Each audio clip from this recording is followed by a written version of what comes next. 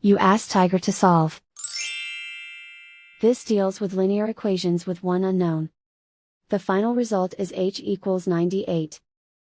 Let's solve it step by step. Simplify the expression. Expand the parentheses. Simplify the arithmetic.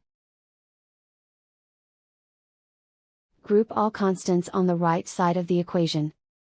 Add 665 to both sides. Simplify the arithmetic.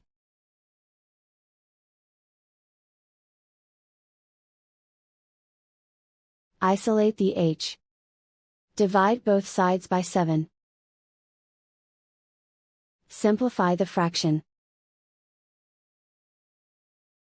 Find the greatest common factor of the numerator and denominator. Factor out and cancel the greatest common factor.